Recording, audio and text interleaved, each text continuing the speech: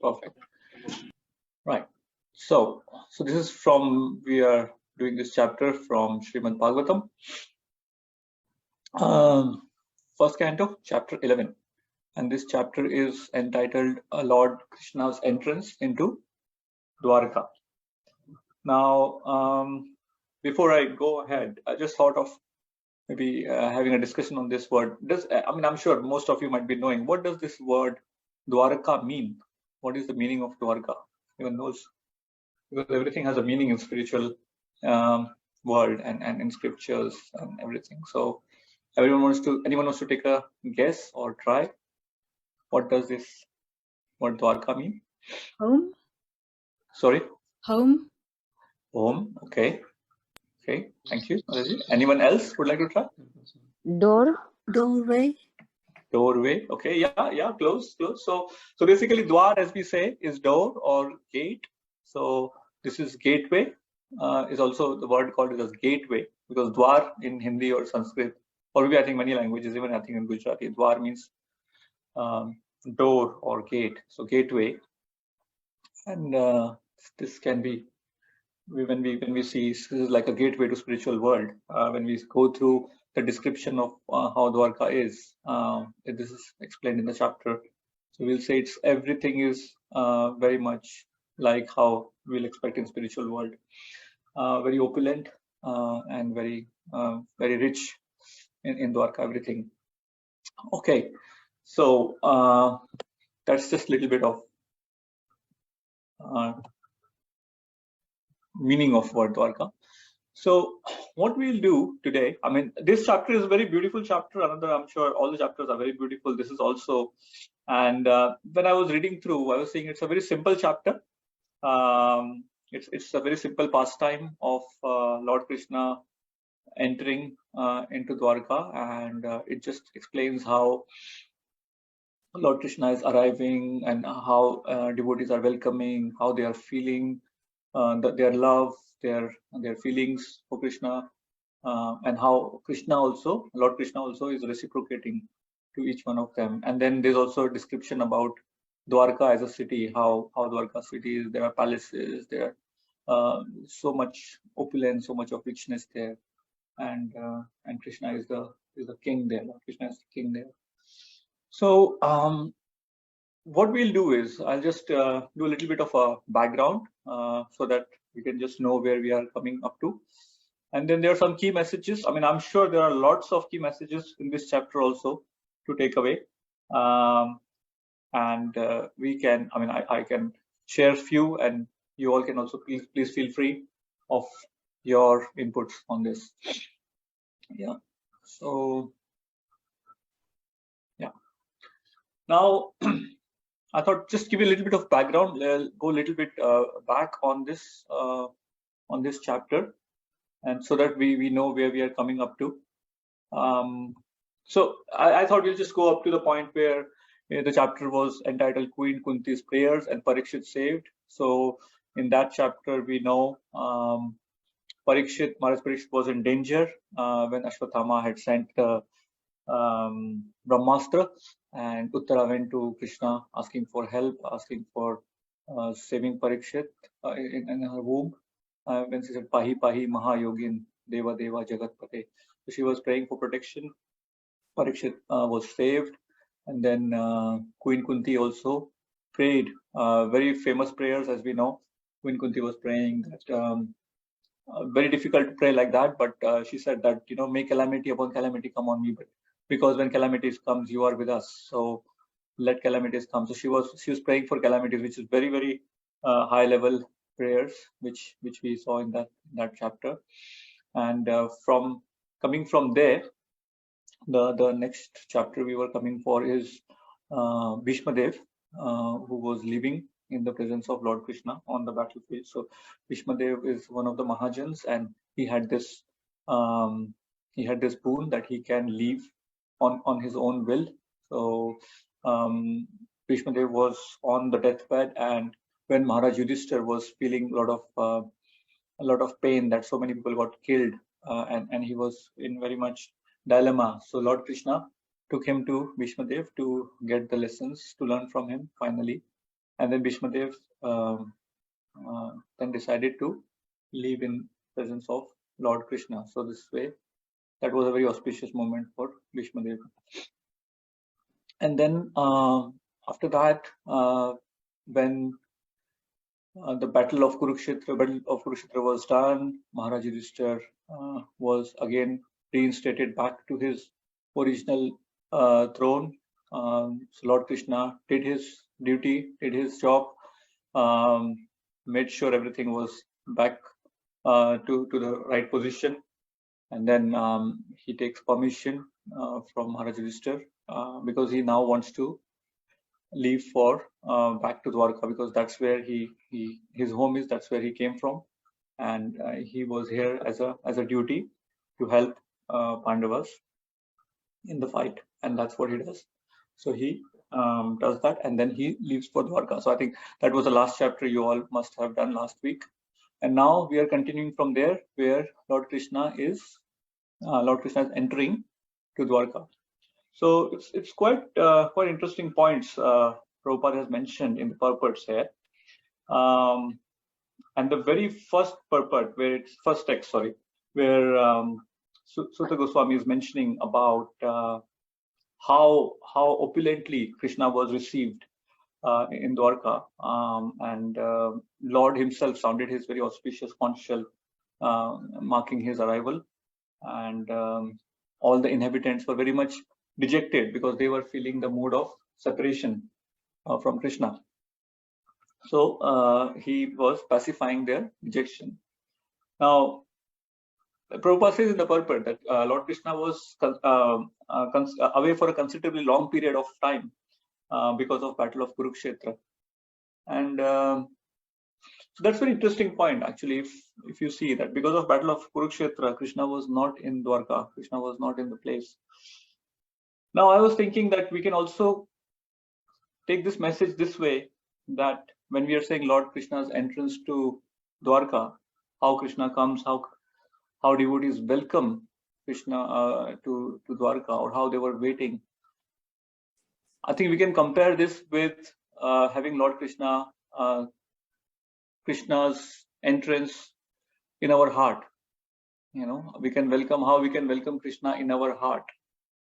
How we can make our heart like a dham, like a pilgrimage where Krishna can come and reside, and how we can welcome.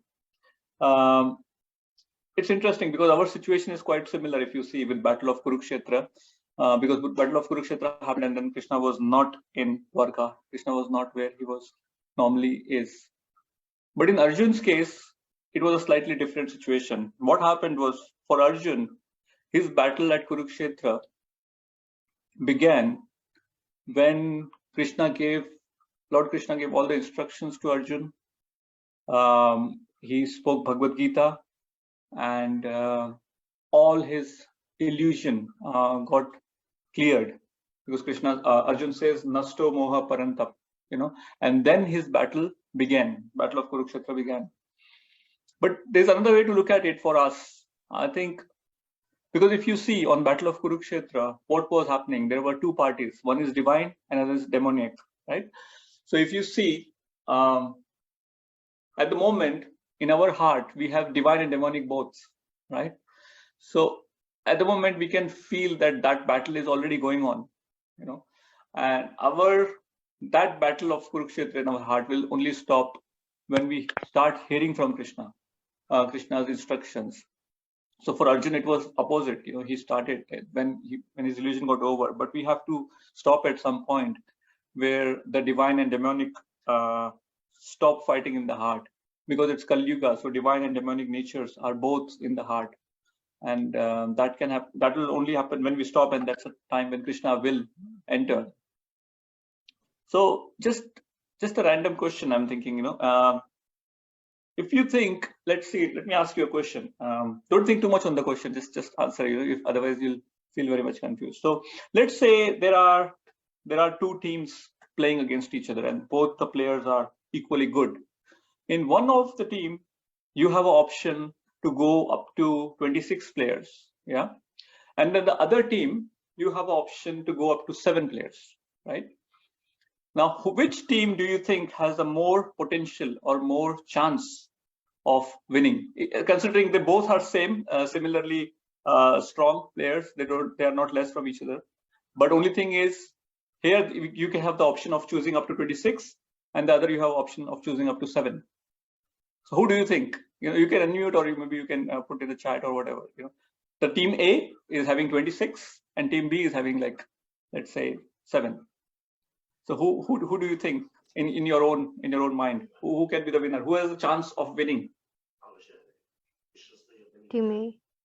Team A, right? Yeah, that's a simple answer actually. I was expecting that. So now if you think about it, when I said we have an option of choosing up to 26, and there we have option of choosing up to 7. A lot of devotees have answered team A, yes. So that is the point, that we have an option.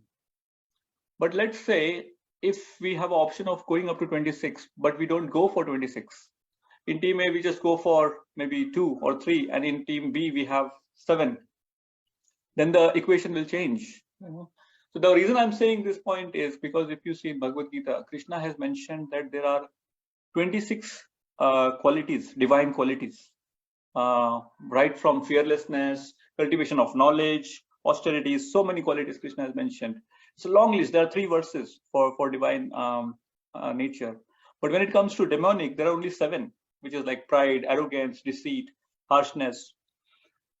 But still, those 7 qualities are quite prominent and quite dominating on the divine qualities. Because obviously, maybe we might not have chosen the divine qualities, or maybe the demonic qualities are already so much dominating that there is no chance for divine qualities to be there. So even though the list is so long, and for demonic it's so short, but there is so much of demonic presence we can see around, pride, arrogance, harshness.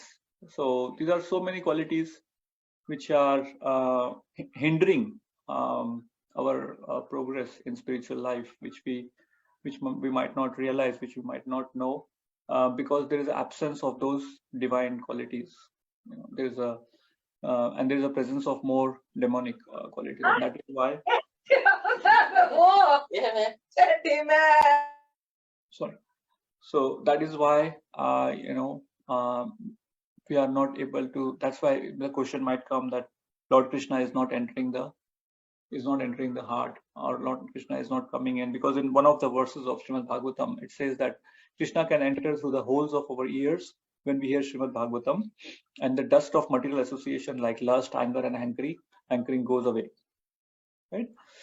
So this is how Lord Krishna enters into Dwarka, and Lord Krishna can enter into the hearts if we have that acceptance, and if we are ready to welcome Krishna, right? So, I mean, so far is everyone okay? Anything anyone of you want to share, or anything, any question? Okay, so we will carry on, but please feel free. If there's anything, please unmute yourself and ask, or maybe you can put in the chat, whatever you feel. So yeah, so this is how we are seeing how the chapter is progressing, where Krishna is entering, Krishna is blowing his conch, and devotees are, the residents of Dwarka are just running towards him. And this is a spontaneous love, as is mentioned in Dwarka. The love is very spontaneous, and that's what ideally bhakti has to be, spontaneous love. Although it starts with Vaidhi Sadhana Bhakti, where we are practicing, because this is how we reach up to the level of spontaneous love, which is the ultimate process to reach. We start with learning. So first we learn from Guru, we learn from sadhus, we learn from scriptures, and then we put this into practice in our spiritual practices.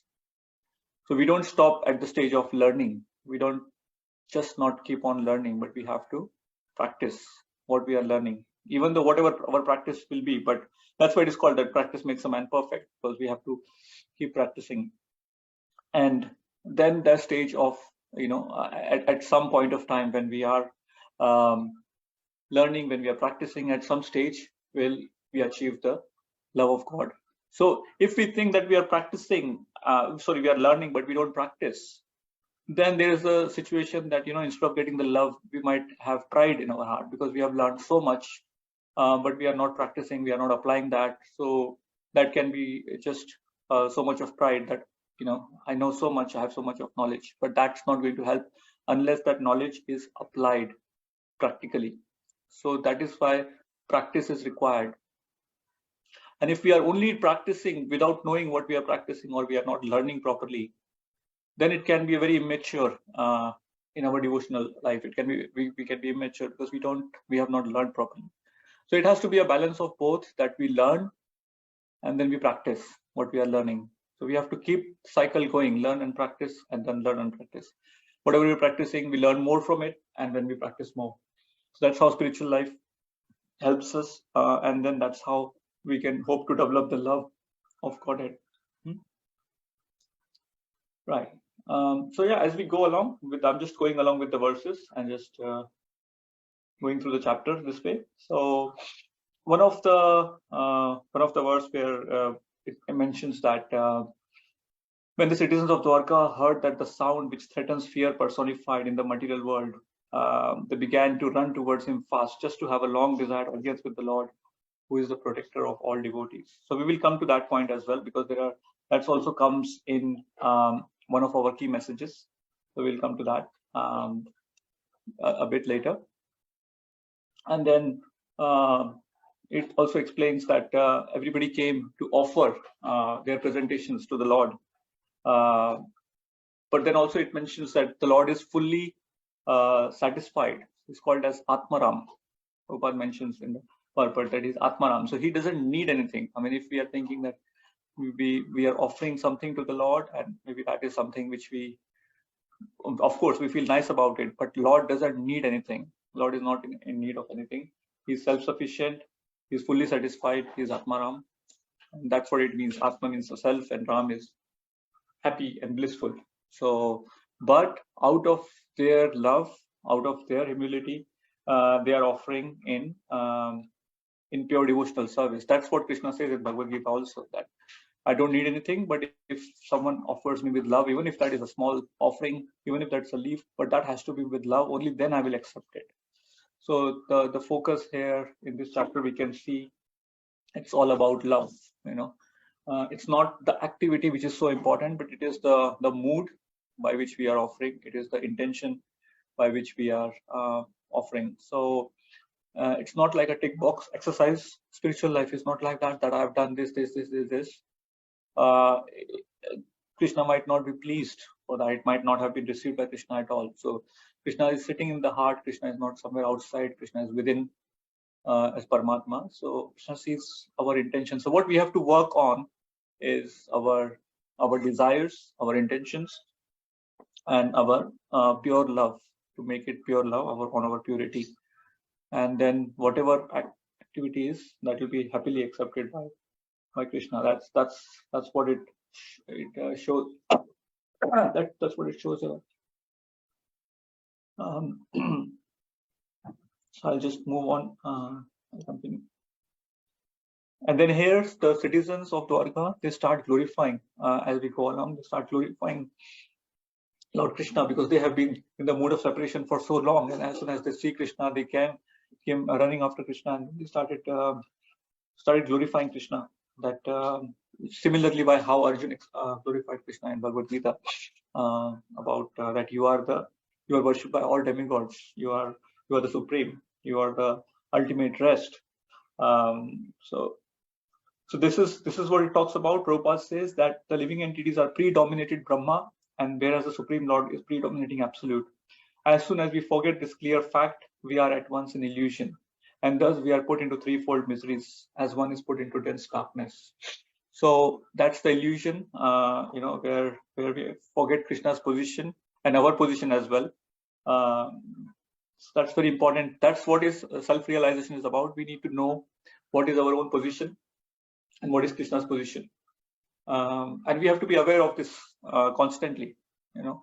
That Krishna is in control. Krishna is the supreme controller. Krishna is the supreme proprietor. Krishna is the supreme friend. and he is the one who controls everything.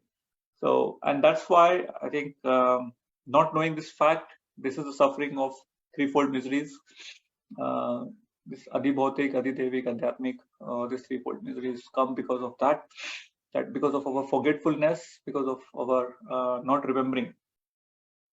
And that's why through this, through Srimad Bhagavatam, through Bhagavad Gita, we are constantly remembering these things. We're constantly reminding ourselves so as to not to be, so as to come out from this illusion, which is not so easy, because the nature of the material world is such that it will put us into forgetfulness. It will put us into not remembering our actual position, and that's how we then are into these threefold miseries.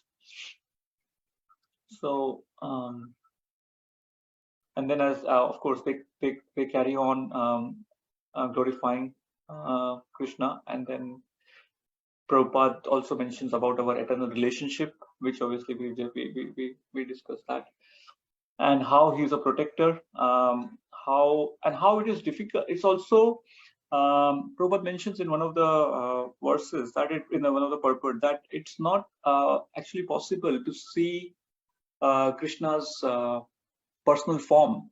It's not easy. Even the demigods can't see Krishna's personal form.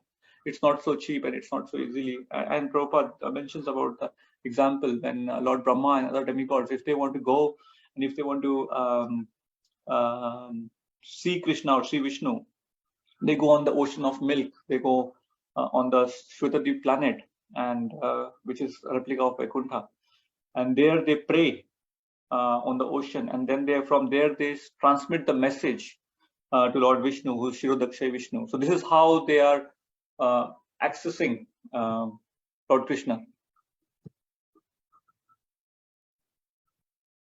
Okay, sorry. So are you okay? No, I mean I'm going to move slides. I got your message. I'm just moving. I'm just going through a little bit of summary, and then I'll come to key messages. So from there you'll be able to see the slides. Yeah. Thank you. Thank you for the message. Yeah. So yeah. So so this is how to communicate with Krishna. It's not so easy. It's similar like if we are trying to communicate with, if you want to, for example, if you want to communicate with the king or queen or prime minister, but we can't do it like that. Although we are in the same country, we are the citizens, but it's not possible. So what to speak of the Supreme Personality of Godhead? So Krishna is only can only be seen by the pure devotees. So to see Krishna, to come face to face Krishna, that purity has to be achieved. We have to come to our original state. Yeah.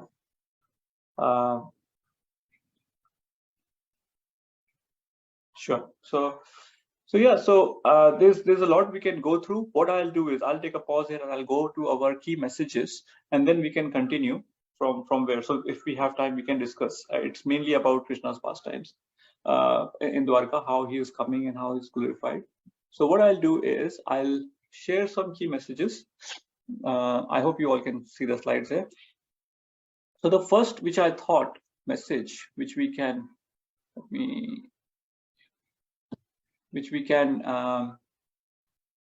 can someone would like to read this? Hare Krishna, Prabhu, may I read? Please, Mataji, please, yes.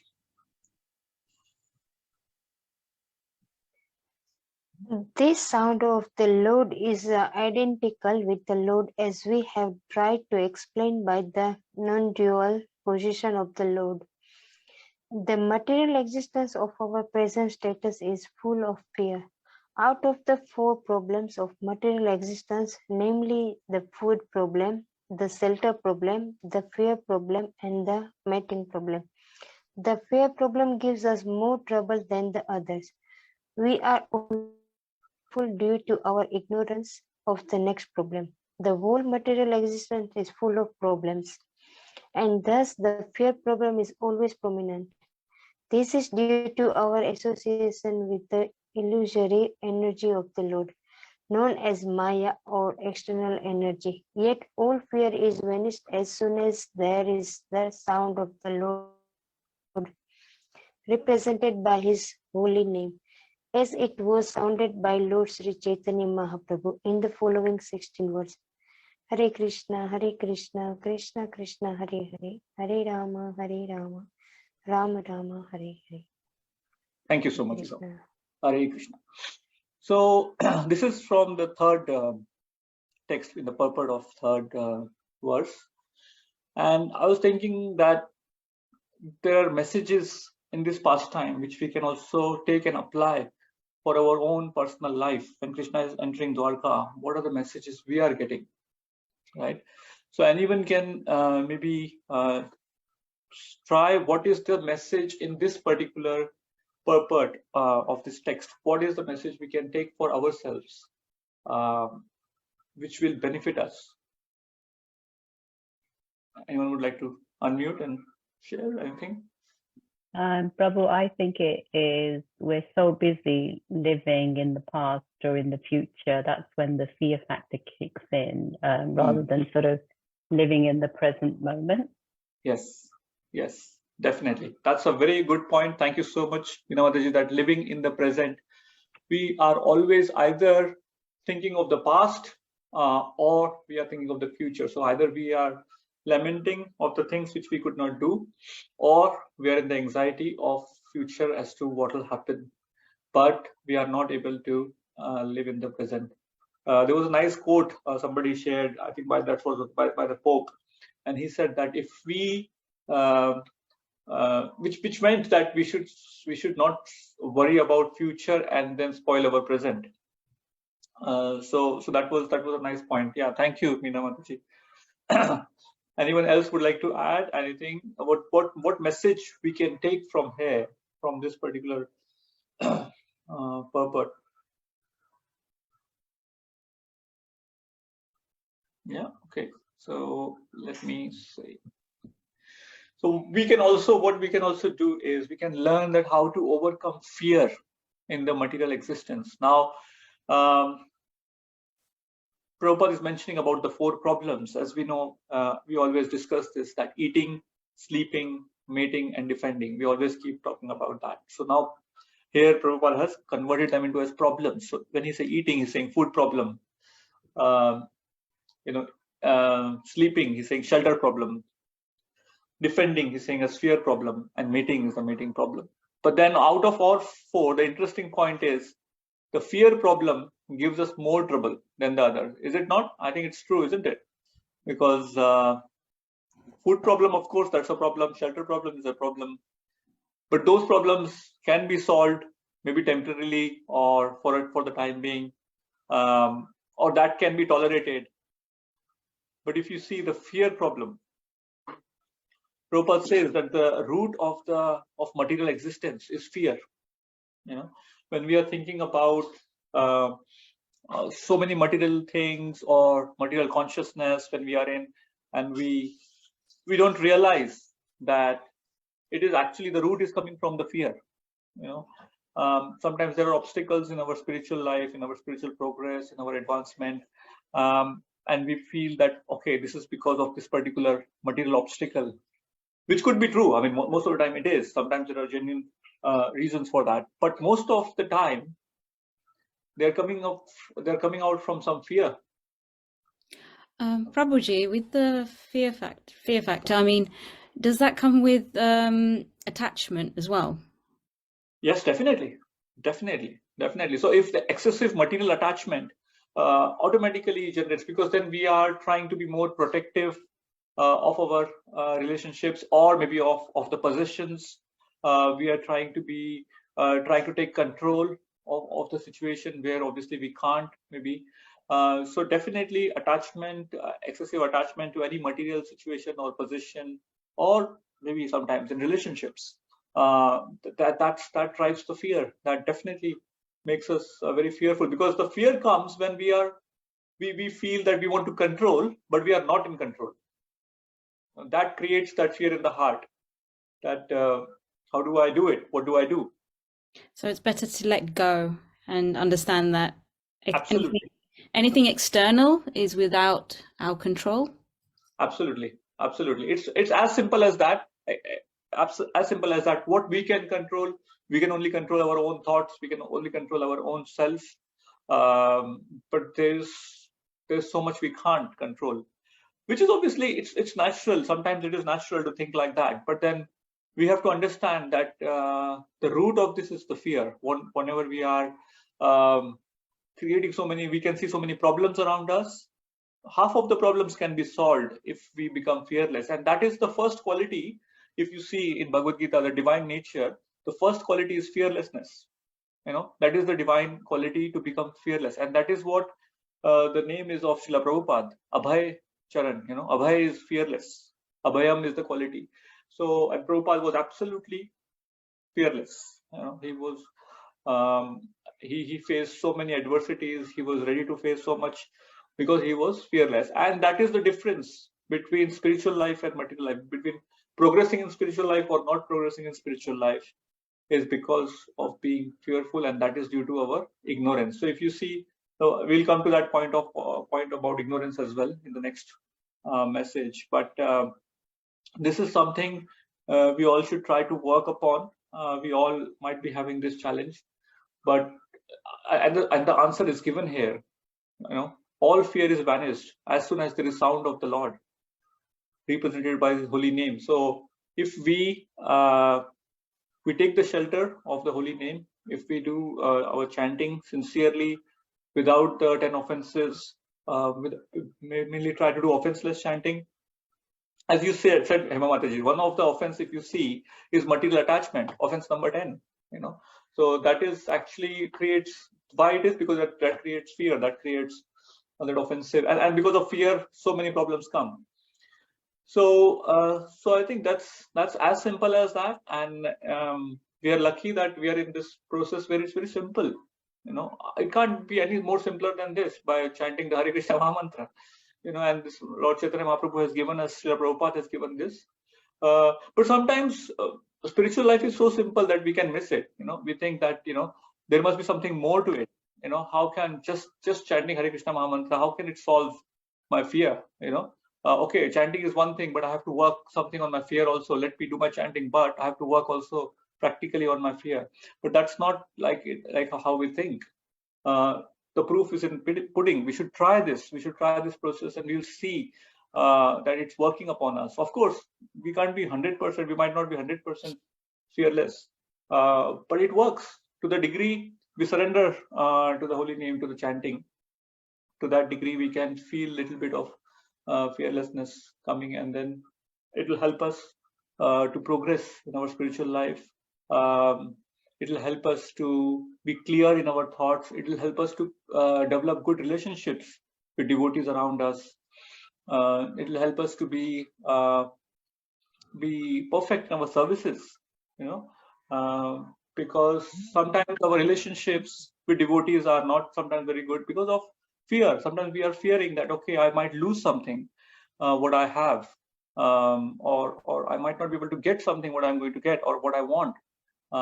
This is all coming from our ignorance, and this is how we have to work. So I think one lesson we can take is overcoming fear in the material existence. Is that okay? Shall we move on to the next one? Yeah? Okay, great. Thank you. Okay, so message number 2, I was thinking, if someone would want to read this, please. This is from text 9, the purport from text 9. Yes, please. Yeah. We are all proud of our material senses for making experiments to determine the existence of God, but we forget that our senses are not absolute by themselves. They can only act under certain conditions. For example, our eyes. As long as the sunshine is there, our eyes are useful to a certain extent, but in the absence of sunshine, the eyes are useless. Lord Shri Krishna, being the primal Lord, the supreme truth, is compared to the sun. Without him, all our knowledge is either false or partial. The opposite of the sun is the darkness, and similarly, the The opposite of Krishna is Maya, or illusion. The devotees of the Lord can see everything in true perspective due to the light disseminated by Lord Krishna. By the grace of the Lord, the pure devotee cannot be in the darkness of ignorance. Therefore, it is necessary that we must always be in the sight of Lord Krishna, so that we can see both ourselves and the Lord with his different energies. As we cannot see anything in the absence of the sun, so also we cannot see anything, including our own self, without the factual presence of the Lord. Without him, our knowledge is covered by illusion. Hare Krishna. Thank you. Hare Krishna.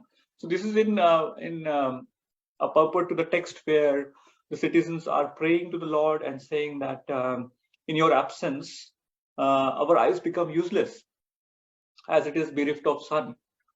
So there's a verse in Chaitanya Charitamrita that Krishna Surya Sama Maya Andhakara, Jahan Krishna Taha Nahi Maya Adhikara. So basically, Krishna is compared to the sun. And this is a lot of time Prabhupada compares that Krishna is like the sun. So what it means is, if we can't even see our own hands, if there is no light, if there is complete darkness, when there's absence of sun and we don't have light, so we can't even see our own self. So this way, we can't even realize our own self.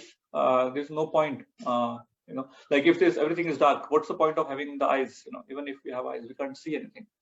So in the absence of when Krishna is not there, all our knowledge is either false or partial. That's what Prabhupada is mentioning here, that it is all in darkness, which is Maya. Darkness is also said as illusion, and we were talking about illusion in the previous message when we were talking about overcoming fear in material existence. And the important point is, by the grace of the Lord, the pure devotee cannot be in the darkness of ignorance. Therefore, it is necessary that we must always be in the sight of Lord Krishna. Always be in the sight of Lord Krishna. There is a very nice point with Bhakti Siddhanta Saraswati Thakur mentioned to his devotees and to his disciples that don't work in a way where you want to see Krishna, but work in such a way when Krishna wants to see you. Yeah. So we must be in the sight of Lord Krishna. It should not be that whatever I'm doing, I want to just go and show it to Krishna, or this is what I'm doing. But Krishna wants to see us. So this is how we should be. We must always be in the sight of the Lord Krishna. We should always have this faith that Krishna is around us, or Krishna is watching, or Krishna is seeing. Krishna is the Updrashta, Krishna is the Anumanta, Krishna is the witnesser and the permitter. By being in that consciousness, by being in Krishna consciousness, by being in the sight of Lord Krishna, we will be very much in touch with Krishna. We will be having a relationship with Krishna, and everything will be very favorable in our spiritual life. So it's always important to, and that is what Krishna consciousness is all about. That we are not going to, in the temple, we don't go to see Krishna, but in the temple we go so that Krishna sees us. It's when we talk about darshan, darshan is, or when we say audience, what it means is, when we say darshan of the Lord, means Lord is actually looking at us. Once Bhakti Siddhanta Saraswati Thakur, when he went to see Krishna, he obviously, he was in ecstasy, and he was, I think, emotional. So he took his glasses off, and somebody said, are you able to see Krishna? So he said, no, I'm not here to see Krishna. I want Krishna to see me. So that's how the Krishna consciousness is, that we should always be in the sight of Krishna. We should always feel that Krishna is seeing us. This way, we can realize ourselves, and we can see Lord with his different energies, how everything is working around us. I think there's a question in the chat. If you are completely fearless, is there a chance of developing arrogance? Is being a little fearless okay, as that shows you also care? That's a good point, actually. I was thinking of discussing that point. I just missed out, but thank you for that question. So actually, if you see, being completely fearless is one thing, and arrogance is completely opposite thing. So when complete fearlessness actually means complete dependence on the Lord. when we are completely fearless, when Prabhupada was completely fearless because he was completely dependent on the Lord, he knew that his spiritual master is always with him. So anything, whatever Krishna wants, Krishna will make it happen. Or if Krishna doesn't want it, he won't make it happen. So it was, I know, I mean, there is a thin line to think about it, because sometimes we think we are fearless. That means we can, we can be arrogant or we can be rude to someone. But that was not about it. It was about his own dependence. And that dependence can only come when we are 100%. Like full dependence can come when we are fully fearless, because it will be like 50-50. Okay, I'm depending a little bit on Krishna, a little bit on myself, on my skills, on my own qualities, on my own experience. But then that is not full surrender. That still we are holding something back. We are still keeping something back with us. So giving it all up means being completely fearless. Like we know, like Draupadi, when she says just both the hands in the air, that was completely fearless because she was in a difficult situation. But that fearlessness came because depending on Lord, whatever happens now, Krishna. So it is more about our own internals rather than in dealings with others. And when our internals are pure, when we are depending on Krishna, our dealings will also reflect that we are depending on Krishna, that Krishna is sending this devotee or Krishna is sending this relationship to me. So I think that fearless, and that's why Prabhupada could care. Like your second question, that is fearlessness okay, little bit, but Prabhupada, because he was completely fearless, he was caring for anyone and everyone, because he was not holding anything back. He was not being judgmental because he was completely fearless. So I hope that answers your question. Prabhuji is a good example of fearlessness exemplified with the character of Hanuman. Of course. In fact, if you see the pure devotees, definitely Hanuman as well, that they just did it with a mood of surrender. He just went to Lanka on his own, just alone. There was nobody with him, and that was such a, I would say, such a risky thing to do, because he's going in a place where he's being surrounded by all the demons, and Ravan was so powerful. But he just went there because of fearlessness, because of love for Lord Ram, because he surrendered to Lord Ram and he's a servant of Lord Ram in that mood. So definitely there are so many examples you can see in our scriptures, in Ramayana, in Mahabharata, in Srimad Bhagavatam, that they're completely fearless. Devotees have no fear because they know that they have the knowledge. They are not in ignorance. They are not in Maya. They are not in illusion. And they know Krishna. They can see Krishna. And this is how they can see Krishna, through the energies, through whatever is happening with them. So yeah, that's a good point, Madhurya. Hanumanji was very much fearless. The way when we hear about his pastimes, the way he went through across the ocean, and he had so many experiences. He never turned back till the time he got the message to Mother Sita. He never turned back. So that is definitely fearlessness, and that is what actually our spiritual life should be, ideally. That when we are getting into services, when we are taking up something, we don't turn around, we don't give up. Prabhupada, his motto was never give up. We don't give up. We don't give up hope. We don't. We just carry on and then leave rest to Krishna. But our effort, our endeavor doesn't stop, because that fearlessness comes. The moment fear comes, we say, no, I just want to leave it. I just want to, go back, or I can't, Of course, we have to see practically what is possible, what is not. But it should not be that soon. As maybe we might continue longer. Sometimes we might feel that, oh, I gave up that service quite soon. I might have carried on for a little while. Maybe that point Krishna would have reciprocated. Something would have happened. So I think somebody raised a hand. I could see here. Indulekha Mataji. Hare Krishna, Prabhuji. Hare Yes, Krishna. thank you, Hare Krishna. We see young Dhruva, 5 years old, and Yes. his fearlessness took him to the forest, and within 6 months, the Lord appeared in front of him.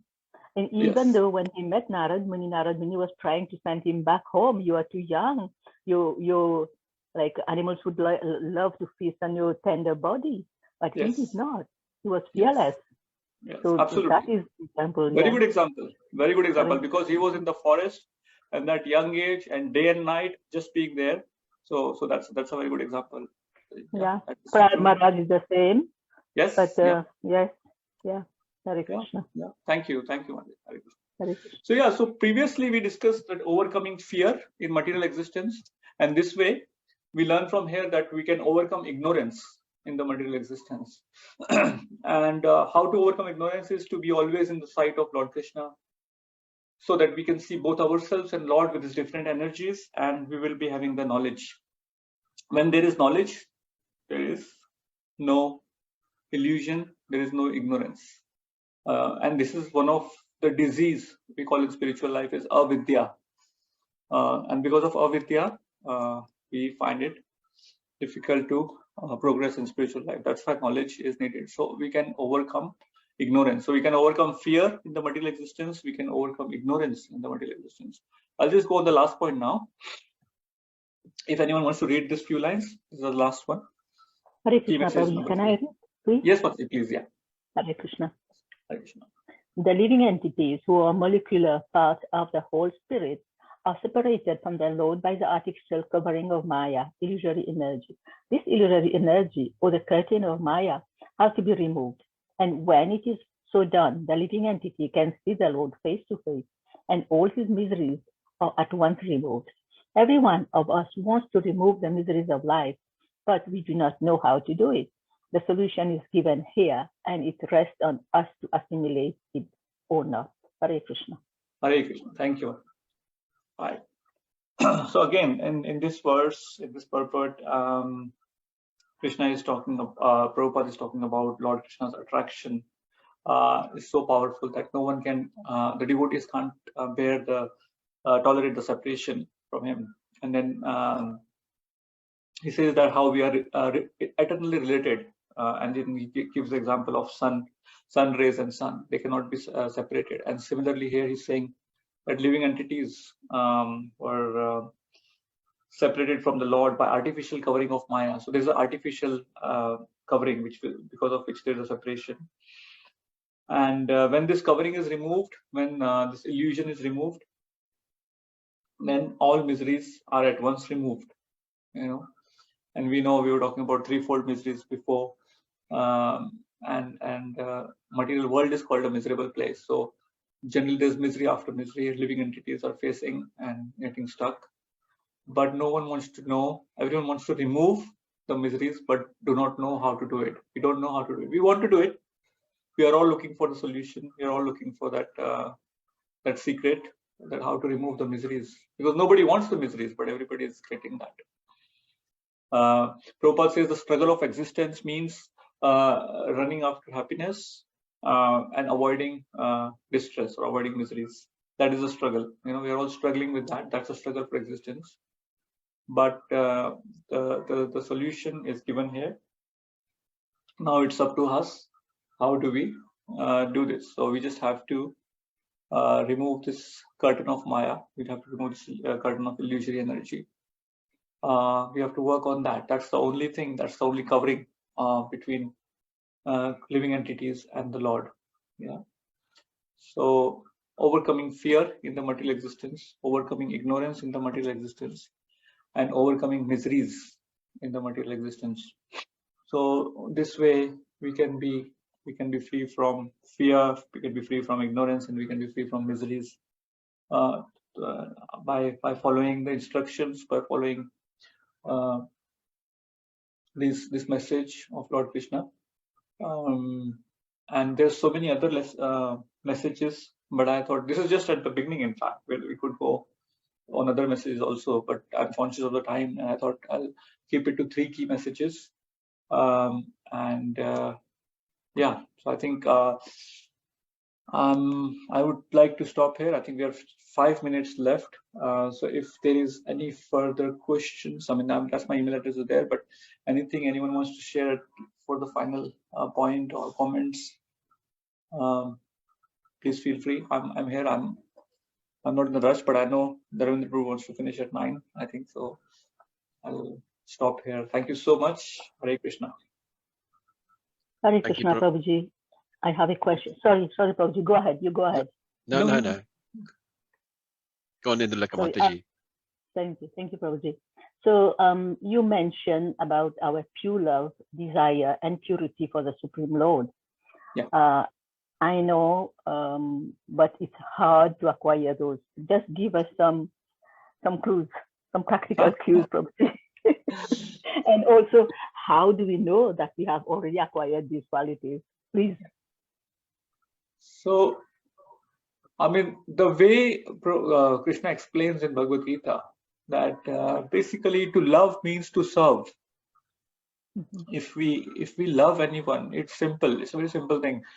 That as soon as there's a love, there is definitely the service comes immediately. We don't need to say that. It all comes in the how we are serving that other person. That determines that how much love we have for that person. It can be other way around, where one person doesn't do anything for the other person, but says, "I love that person."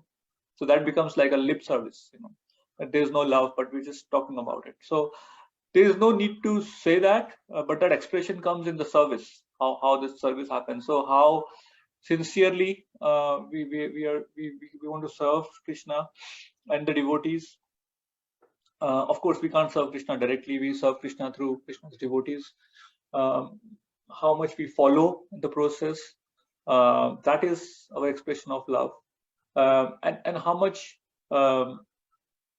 determined we are to carry on.